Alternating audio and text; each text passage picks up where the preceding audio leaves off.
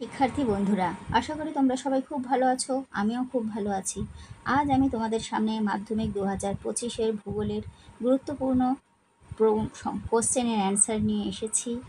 আমরা সবাই জানি মাধ্যমিক জিওগ্রাফির 5 নম্বরকে দুই ভাগে ভাগ করা হয়, প্রাকৃতিক ভূগোল আর আঞ্চলিক ভূগোল। প্রাকৃতিক ভূগোলের 4টি কোশ্চেন থাকে আর আঞ্চলিক ভূগোলেরও 4টি কোশ্চেন থাকে। প্রাকৃতিক ভূগোলের 4টি প্রশ্নের মধ্যেও 2টি লিখতে হয়, আঞ্চলিক ভূগোলেরও 4টি প্রশ্নের মধ্যে 2টি লিখতে হয়। তাই আজ আমি প্রাকৃতিক ভূগোলের খুবই গুরুত্বপূর্ণ একটি কোশ্চেন অ্যান্সার নিয়ে এসেছি। যদি তোমরা এই অ্যান্সার হুবহু লেখো তবে 5-এ 5 নিশ্চিত তোমরা পাবে। বন্ধুরা, ভূগোল কিন্তু একটা খুবই ভালো সাবজেক্ট। অল্প পড়ে অনেক বেশি নাম্বার পাওয়া যায় যদি তুমি খাতাটাকে সুন্দরভাবে পরিষ্কার করে সাজাতে পারো। পয়েন্টিংগুলো সুন্দর করে দেবে আর একটু কালারিং পেন ইউজ করবে, কিন্তু সবুজ আর লাল কালি বাদে, যাতে খাতাটা এত সুন্দর তোমরা সাজাতে পারো যাতে এক্সামিনারের চোখে খুব সুন্দর ফুটে ওঠে। ঠিক আছে, এখন দেখো আমি কিভাবে খাতাটা সাজিয়েছি। আমি কিন্তু নীল আর কালো পেন দিয়ে লিখেছি প্রশ্ন উত্তরটা। তোমরা চাইলে অন্য কালিও ইউজ করতে পারো, কিন্তু মনে রাখবে সবুজ আর লাল কালি বাদে।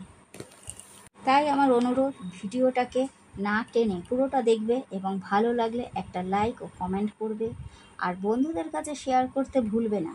এবং চ্যানেলে নতুন হলে চ্যানেলটাকে সাবস্ক্রাইব করে বেল নোটিফিকেশান অন করে রাখবে, যাতে আরও এরকম সাজেশনের ভিডিও তোমাদের কাছে খুব তাড়াতাড়ি পৌঁছে যায়। তো আর বেশি কথা না বাড়িয়ে আজকে মূল বক্তব্যে আসা যাক। দেখো, প্রশ্নটা হলো হিমবাহের ক্ষয়কার্যের ফলে সৃষ্ট 3 প্রকার ভূমিরূপ চিত্রসহ বর্ণনা করো। হিমবাহের প্রধান 3 প্রকার কাজ। হিমবাহের কাজ যেমন এইভাবে শ্রেণীবিভাগ করে লিখবে: ক্ষয় কাজ, বহন কাজ, সঞ্চয় কার্য। ঠিক আমি যেরকম দেখাচ্ছি সেইভাবে যদি তোমরা লেখো তাহলে নাম্বারটা ভালো পাবে।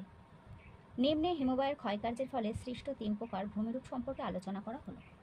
হিমবাহের ক্ষয়কার্য এই রকম পয়েন্ট করে তোমরা লিখবে। 1 নম্বরে দিয়েছি কড়ি বা সার্ক। পার্বত্য হিমবাহের ক্ষয়কার্যের ফলে সৃষ্ট একটি ভূমিরূপ হলো কড়ি বা সার্ক।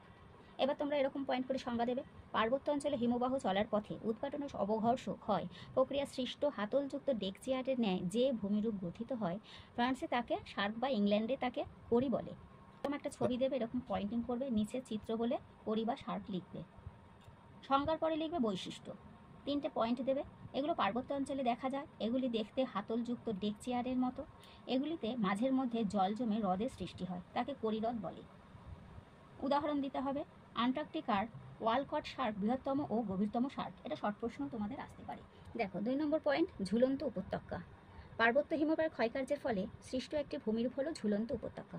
সংজ্ঞা দেবে: পার্বত্য হিমবাহের দুই পাশ থেকে আকারে ছোট অগভীর যে উপহিমবাহগুলি মূল হিমবাহের উপর ঝুলন্ত অবস্থায় থাকে, সেই উপহিমদ্রোণীগুলিকে মূল হিমবাহের ঝুলন্ত উপত্যকা বলে।